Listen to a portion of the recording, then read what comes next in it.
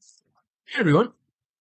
Today is August the 9th, and I know I said I wasn't going to make a video until the end of August, but I wanted to come today and give you an update on the work that's going into this book because what I'm working on is really a part of a zeitgeist that's going on worldwide. And it's in working on this book now for the last 3 months, I'm putting in 8 hours a day and I'm doing fine, actually, if anybody's wondering. Actually, a little bit of sun showed up. That's all I guess I kind of needed.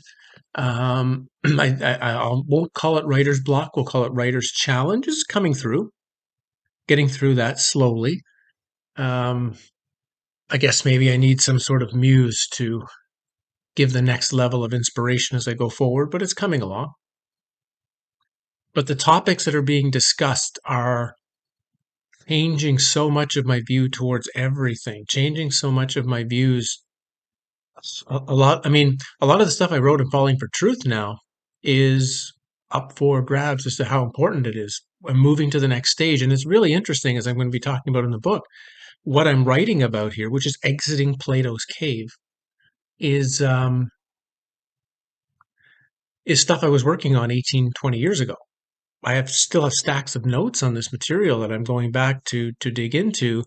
But after my death experience, I got focused on other areas, things that are more rounded and labeled in the spiritual world, you might say, or presented as what should be the focus when I see actually it's what I'm writing now.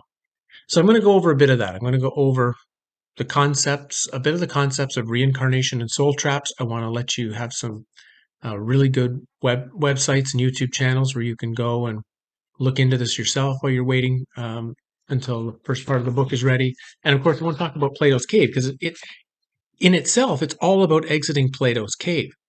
So I'll start today with a quote that comes from Wayne Bush. I'm going to do all of this as a audio video, of course, to save the upload space. Okay, I'm back, and I'm going to start with a quote by Wayne Bush, who has a spectacular website called trickedbythelight.com. It's down below. Wayne is I actually now, after having I've read through the entire site actually. I consider him the utmost of modern philosophers. He's done a tremendous work and a great job in presenting his ideas and his findings through the study of near-death experiences to a lot of people. But I want to share this for you. A topic that has had much focus in the last 10 years or so comes under the subject soul traps. And in a nutshell is saying that non-human beings either created this realm or control this realm and bring human souls into an artificial world construct. They do this in order to farm humans for food, using our energy, mainly in the form of fear and other negative emotions like the movie Monsters Inc. as their source. When we die, we get tricked at the key moment when we can turn away from all this by aliens disguised as beings of light or former loved ones. You would then go into a tunnel of light or up a stairway of light. Doing either will cause us to enter the reincarnation cycle and be back in another life in the soul farm. Now, like I say, this is getting a lot of. I've noticed it's been getting a tremendous amount of attention. David Icke is even going to have a book out on September the 1st on this very subject. It's going to be very different than mine. He already did a preview discussion about it, and there is and this is a bit of the problem I have with this subject. Wayne Bush's site is excellent for providing really good detail and really good links to people who've had experiences that are not wonderful and happy in their afterlife realm.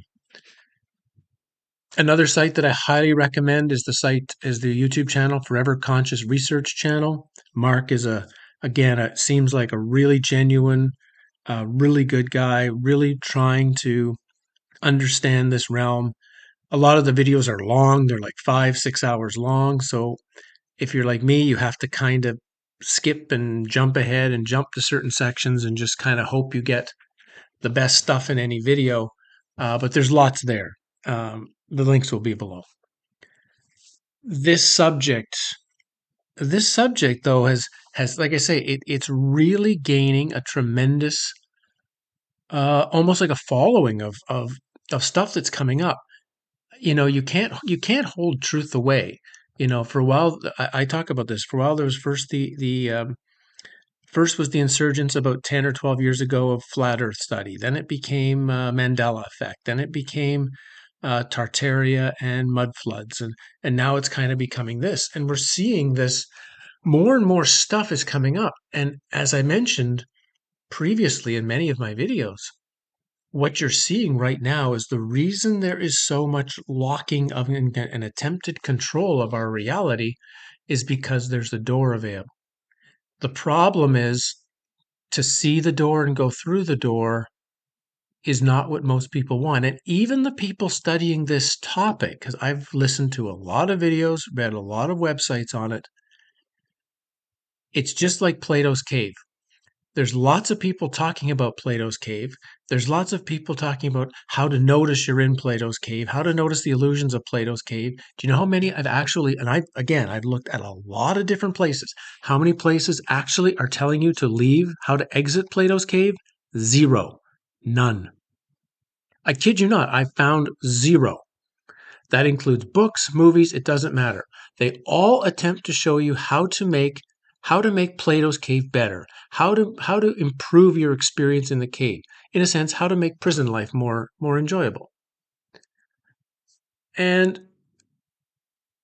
the problem is people can see it's an illusion, people can see that they're being tricked, but they believe the layer of what you might call the layer of religion, new age, new age philosophy, which is just, since the 1960s is exploded and is one of the biggest tricks that is being played on you.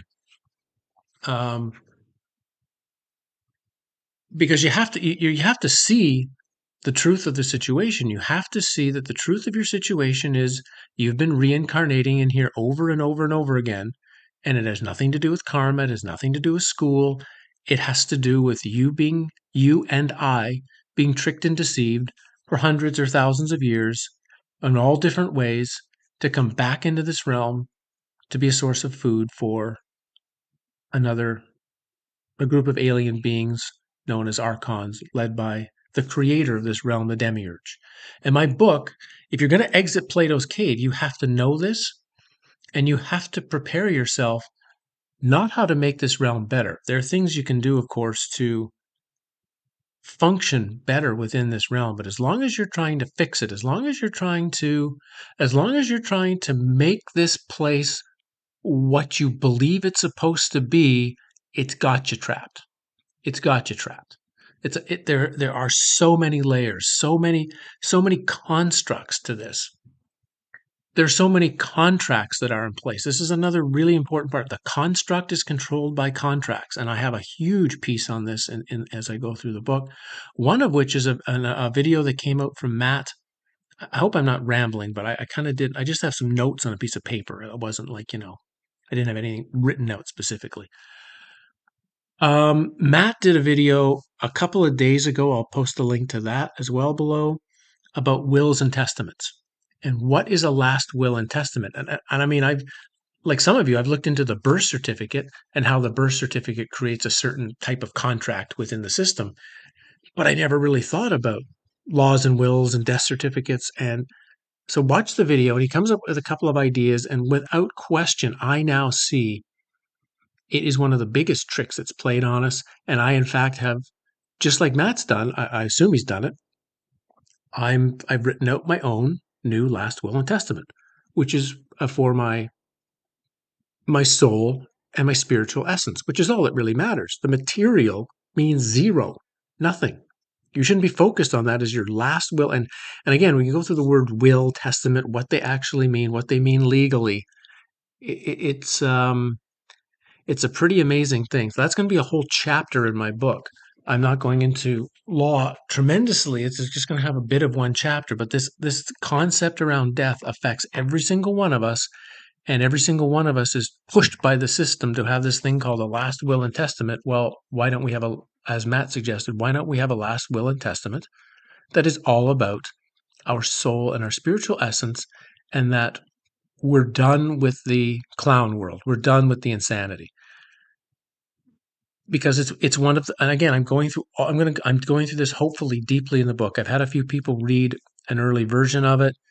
The response has been wonderful. Bart Marshall read it and gave me a um, wonderful response. So I'm grateful for what he had to say to me in an email. But he's also going through, he himself is going through an overturning of beliefs and ideas and concepts and of what's really important, of what we need to focus our time on. This is it. This is it. Because if this reality is moving where most of us think it's going, another artificial simulation in the simulation, do you want to risk being reincarnated back into that?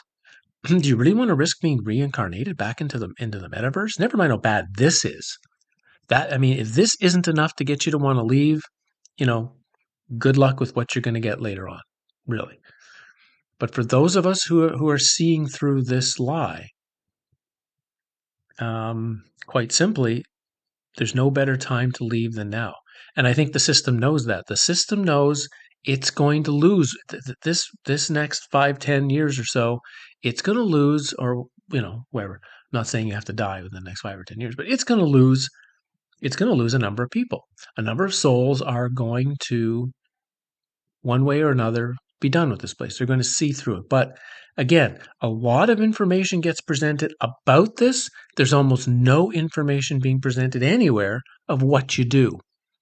Just like my last will and testament thing, I'm going to write a complete, when that comes out in September, there'll be a complete chapter on all of the terminology, all the detail I studied on it to help you hopefully write your own really, really clearly and go from there. So what my recommendation is, or what one of the things that my book is trying to do is going to be to not just give you information on the subject. I want to give you possible things you can do that will help you in this experience, that will help you in actually exiting. That's like I say, I've looked through movies, books, zero, none.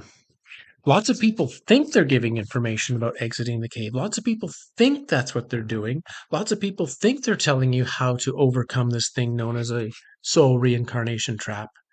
But when all you have to do is read it carefully, they're not. I even have a chapter that's going in the book on the Cathars. One of the first 5 chapters will be on the Cathars from the standpoint of they saw the same thing. They saw that this is a place where the soul is trapped by an evil demiurge into an artificial simulation, and their only focus was to get out. Okay, great. They're on the same path as we are. Fantastic. So scary to the Catholic Church, they needed to, have a crusade against them and exterminate them. But once you look into what is presented about them and what is presented about what they were doing, either A, they were accomplishing nothing because what you see presented for what they did takes you nowhere, or B, if they were really going to have success, they had to be doing something else completely. So a whole chapter has to go into overturning these beliefs, overturning these ideas. I'm doing another chapter on Plato's cave itself, which is showing it's actually a terrible analogy. It's a terrible story. Have you actually read it? I don't know if you've actually, we've seen lots of interpretations of it, and I was told and I've read it myself years ago, but I've been told over and over again how great it is, how a terrific analogy it is. And when I finally now with new eyes sat down and read it in its completeness, it's got huge omissions, huge gaps, huge things in it that should be there that are not. So either the Plato's cave analogy is either it's a much longer version that's been edited down to the kind of crappy version we have now, or it's actually created as misdirection. There can't be no other option because the most important things are not there. The most important things of understanding our reality, which is what this story is supposed to do, are not there. So I've got a whole chapter destroying that, right? A whole chapter, I guess, is destroying spirituality and the New Age and and in other chapters, digging into what the Cathars were. Another chapter will be digging into all the movies that are supposedly presenting this information from Dark City to Westworld to whatever. And some of them are good, but most of them don't have any information on how to exit. So this is where the book is headed, and I think it's important. I think it's absolutely critical that if you if you really want to reach the totality of yourself, you can't be in a simulation. You can't be in an artificial construct and be home. We are we don't belong here. Simple as that. We don't belong here. That's one piece Dark City is very clear of. The humans in Dark City were taken by the strangers from another world and brought into the Dark City environment. But they, just like Plato's cave, they don't tell where they came from. No information. And that's how we have to see things. As long as you're in the construct, it doesn't matter whether it's Earth realm, astral realm, super happy realm. It doesn't matter. You're in the construct. You're still in a layer of Plato's cave. Plato's cave has many layers, many layers. And if you're going to get out, it requires a lot of work. And and you have to see this clearly. You have to see this clearly. And you have to recognize this can't. I talked about this in a video where I talked about, is this a school? Is this a prison? Well, it can't be a school, right? It can't be a school. And I'm going to read a simple paragraph that I have about in the Westworld chapter. I'm going to read that to you. The reason it cannot be a school is because of the memory wipe. This is something that happens to every single time you get tricked back in here, and you get tricked. You get tricked and deceived and contracted back in here. That's clear. Exactly how it happens, exactly what I'm working on that very hard now, but that part is pretty clear. And you're given a memory wipe. Like we talked about before, it's pretty obvious that if you're here to learn something, well, you have to have memory. You know, if if I touch a stinging nettle plant and I burn my fingers, the memory becomes valuable because next time I go to the plant, oh yeah, I have to wear gloves so I don't get stung again this time. Yeah, right. You learn through memory. If your memory is taken away, then there is no learning. And if you figure every single life is wiped out completely, then it doesn't matter what you did it doesn't matter what you do in this life. It doesn't matter how much you learn in this life. If you're going to come back in a new one and all of this is erased from your memory, your learning is zero. Each time a Westworld robot has died, they are taken to Mission Control for a cleanup, and then a memory wipe, so that they will forget the last incarnation and go back into the field with their programming intact so they can be shot or raped again. That is the big reason for the memory wipe in our life, because if we really could remember how much suffering we had gone through in life after life, we would have long ago shut down any incarnations here. The whole reincarnation soul trap can only work with a memory wipe. But as mentioned, that means learning is out of the question. We are just here to be used. Exactly what we are used for. Simple energy food for the system is speculated, or as an entertainment non-player character pieces for non-human entities to come into this realm, that's hard to say. But again, a key element is having no memories of other lives. Once that changes in Westworld, when Dolores and Maeve begin having memories of their other lives they've had and how they've been treated, a new inner strength emerges for them to break out of the Westworld prison. This show, at least season 1, before the series began to change into something else, was about prisoners in Plato's cave realizing their real situation and deciding to get out no matter what it takes. And that's where we have to be, right? We have to see that a big part of this is a happy, wonderful place, what you might call love and light spirituality, that's the blue pill of Morpheus. And the average person can't get enough of it. If you really want a red pill, you have to be ready to leave. And to leave properly means you've got to prepare for what you're going to deal with after the transition death phase. It's not to be afraid of death, it's the opposite. It's to become unbelievably immersed in trying to understand it. I don't know what's going to happen after I die for sure. Of course, I've had my death experiences. I have some ideas, but now I see I've taken things too much on hope, too much on concepts, too much on whatever, and just kind of just left it there, saying, "Yeah, I'm prepared. I know about death." And I don't. And it's a big part of this work for me personally is going the next step and saying, what is the most likely things that are going to happen, that are going to be placed upon us, and how do we be as ready as possible to deal with what's going to happen? Pretty simple, right? Um,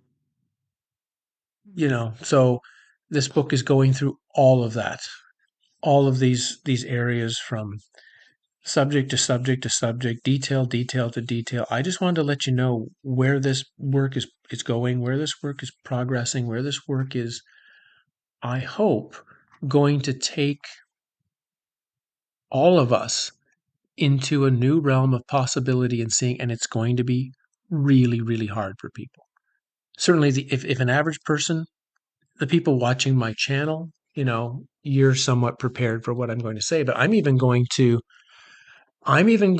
be stepping on a lot of the stuff I've said in my books or said in videos before. I'm literally overturning a lot of my own presentation, a lot of my own belief structures. Not that it's necessarily unimportant. It's important to a certain point, or it has its time, it has its place. But if you hold on to that, even these ideas of oneness or self-realization or any of these terms, these become traps like any other traps. You have to see your situation, our situation, clearly, devoid of all hopes, wishes. You have to see it in stark honesty. And once you see it in stark honesty, something can happen. And I'm hoping that the book will, because like I say, there's lots of this information coming out. So I don't necessarily need to overload with information, although I am putting in quite a bit of information, my own viewpoint on what this is, where we are, how this has been structured and created on different levels. But the most important part is then to ask, so what? And this is what you should be doing of every book now, because again, things are changing rapidly. And the open doorways that exist for, I think, souls to be done with this place has a finite time in our world of ease of operation. After a certain point of time, it's going to be much, much more difficult to exit. Not that you can't, but it's going to be more difficult. This is the opportunity. This is the preparation opportunity where you can do what you need to do, be ready for it when it comes, whether it's next week or 40 and 50 years from now, it doesn't matter, but you're ready. That's what's important. You're ready. You feel confident that, yeah, you know what to do. And so because of that, that's what I hope this book is going to share with us. So that's my update for you. Like I say, I'm doing good, actually. I feel relatively fine. Been out every day hilling potatoes, so that's a lot of work for the body. Hilling potatoes and weeding. That's been a lot of my days out here. And putting in, yeah, about 8-hour days, because I'd like to have this ready the first week of September. So I'd like to have, what I'm going to have is 5 or 6 chapters ready as a PDF download file first week of September, because the whole book is going to, I see now as I go through the massive material, the massive notes, it's probably going to wind up being 20 chapters. It's going to be a tome, right? It's an opus. And it's going to take me won't be ready for a year.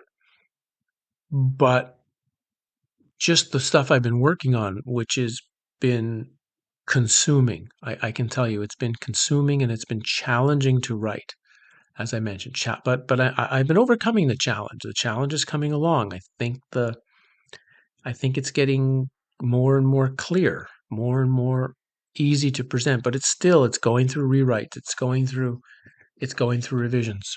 But the goal is that first week of September, it's ready. And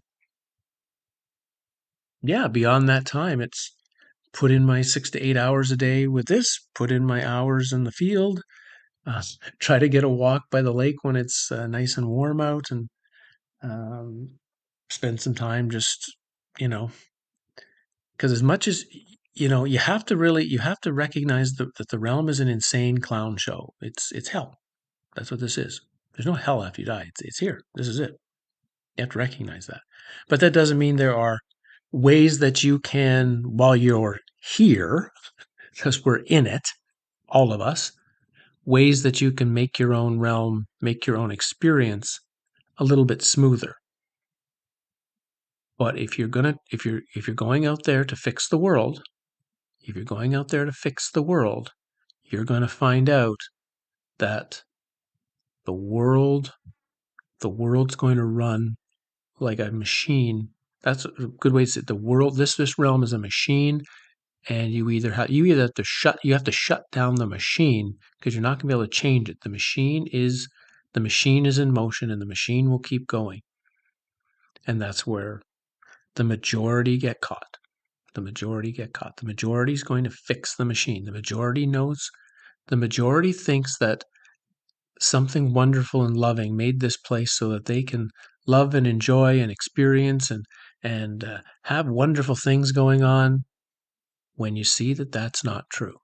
When you finally come to grips with who created this reality, why it was created, and what's being done with it, then your doorway opens. And then you can see more clearly what you have to do, what you have to turn away from. There's going to be a chapter in my book. I talk a bit about this 2004, 2005 area, with experiences I had in Egypt and things that happened after my canyon. But there's a lot of other things that went on that was, I'm going to call it deceptive behavior. Not the behavior, that I was being deceived and tricked during those 2 to 3 years in massive ways. That these areas, like I say, there's stacks of notes on this. This is not like new material. It's not like new ideas for me. I've been into them for 18 or 20 years. They come out slightly in Falling for Truth. They come out slightly in some of my videos, but I've kept it a bit to the background, because I've kind of felt this material, these topics are sort of, a little lower down the ladder than some other things, and I've been tricked. They're at the top of the ladder. These are the things, you can't just rush to the end of this. You've got to have had some work in your life. Things have had to happen. Contemplation has had to happen. Some real philosophical thinking's had to happen, because if this just gets pushed onto you, if the average person picks up my books and read it, it's going to be, they're going to throw it in the garbage, because they're not anywhere prepared for dealing with things that overturn all of their belief structures. So you can't come to this material without having done work with belief structures and standard ideas and conditioning being overturned. So that work is important, because as long as that's there and there is actually space inside of you to take in what is very dangerous and difficult material, then you can bring it in, and you can work with it, and you can churn it over inside.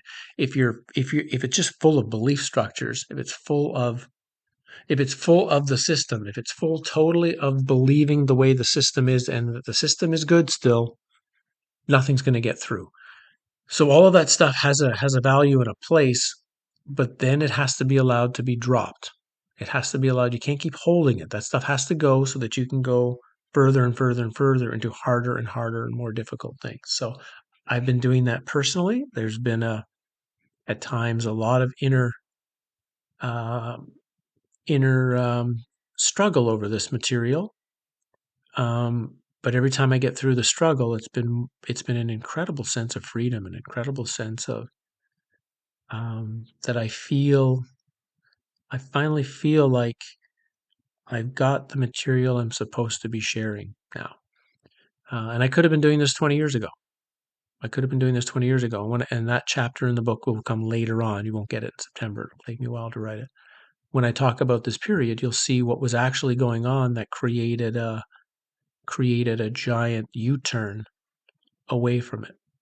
But maybe this is the right time. Maybe if I talked about all this then, the timing wasn't right. Also, it's a zeitgeist. Just look around. This stuff is just popping up everywhere, all over the place. This is starting to come. So it's coming, it's getting back into the consciousness. These ideas of the Nag Hammadi Gnostics and the Cathars and the very early Egyptians and some of these other movements. It's coming into our surface again because the outside world is now so insane. Like it's just, oh man, I looked through some of Carl Vernon's videos. He calls them like Clown Planet or something, Clown World. I don't know what he calls it. Just the craziest little news pieces from like the last 3 or 4 days. Every single one of these is more stupid than the last one. We live in a world gone absolutely crazy. And therefore, if you have any opening to it, of course, you're going to start seeing it's always been crazy. This has always been an insane world. I've just had a wall up in front of my eyes. I had a veil up to make me think everything is okay. It's never been okay. And now there's this huge movement of energy where more and more of this can be seen. Like I say, the problem is then to ask, so what? And that's what you have to do with everything you come to. A lot of information might be presented to you in something, but then you ask, yeah, but so what? How is that going to be able, what am I going to do with this in my life right now? What am I going to be able to use this in my life, in the situation, in the challenge I have right now? Unfortunately, you're going to see a lot of it is just none. It's just information. And information can be okay, but there always has to be a so what. Here's the information that's been presented, and here's why I've presented it. This is what you can start to do with it.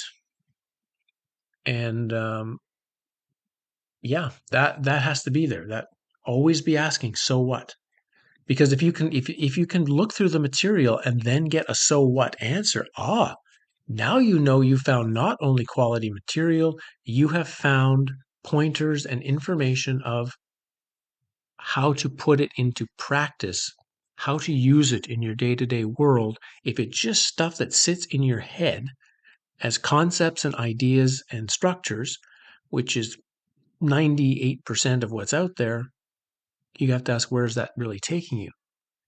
So that's another reason the book is taking so long to go through, because I have to sit back and say, when someone's done, did they get, and if they ask and they read what they're going to read, and then they say, yeah, but so what? Will you have an answer? Will you be able to say, oh yeah, he suggested this. Okay, give that a shot. Because I'm going to go through in more detail on the life recapitulation and why that's actually critical. I thought it was important before.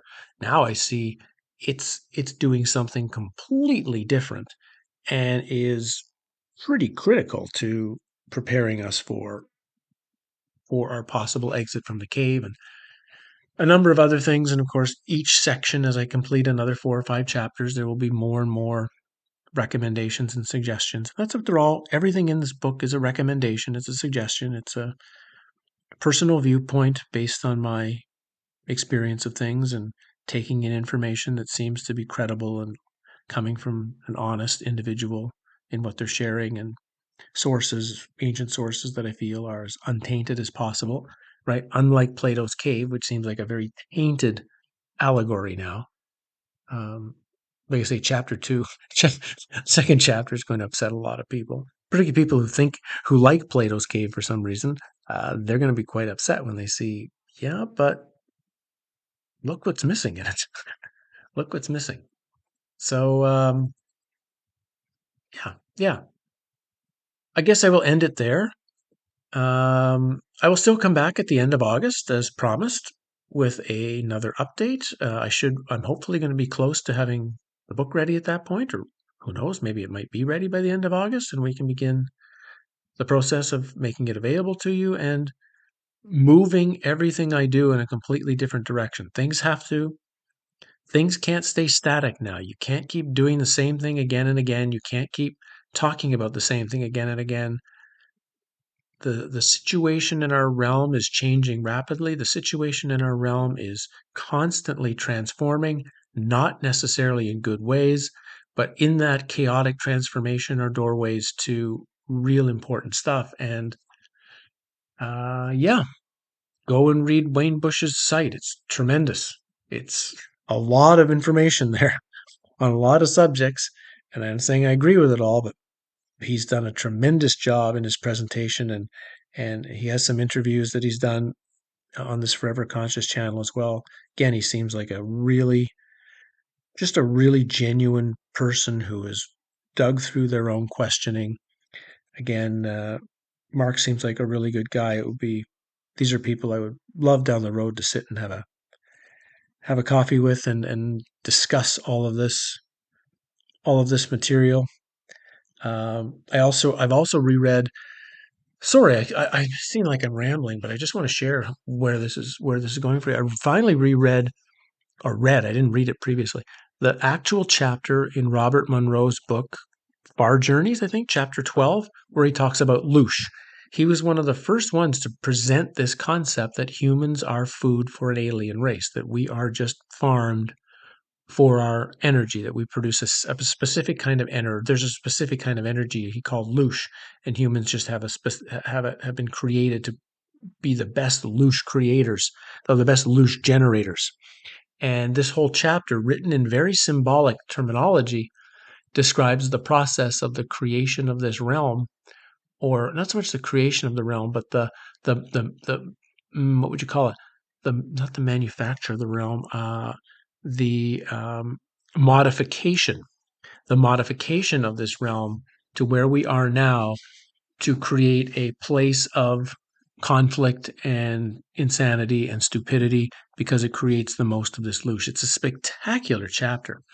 And of course, it's so interesting that he wrote this in 1971, and he hasn't talked about it again ever since. And I was on an interview with him, and I didn't ask him. I didn't try to pin him down about loosh, which I now look back at. Boy, what a chance I had to actually finally say, "Tell me about chapter 12 from on loosh," and I missed my chance.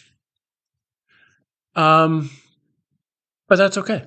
We'll move forward. We'll all move forward, and yeah, I'm looking forward to seeing you guys in a couple of weeks with hopefully a very near completed project, and we will see where we're all going to go from here. Check out, yeah, Wayne's thing. Check out Forever Conscious Research channel. You can watch the interesting little video by Matt where he questions some of this stuff. And like I say, my chapter will go into it. I go through every single term that we have surrounding death, and every single term or phrase we have is inverted, strange, producing bizarre connotations. It's really, really weird. And so, as I've talked about, I've always known, and I've always been presented, preparation for death is really a big part of our life. That comes, almost any philosopher will have presented that. I've just never understood what preparing means. Um, I think now I'm finally understanding what it means, and now it's not just understanding it, right? That's a mental concept. That's the intellectual learning part of it. It's the, okay, so what? What are you going to do that turns the understanding or the ideas of preparation into actual preparation? What is the doing? So I'm working in that realm, and maybe some of you will do the same and follow me along. It would be good to have some of you join me in that journey. See you guys in a few weeks. Cheers.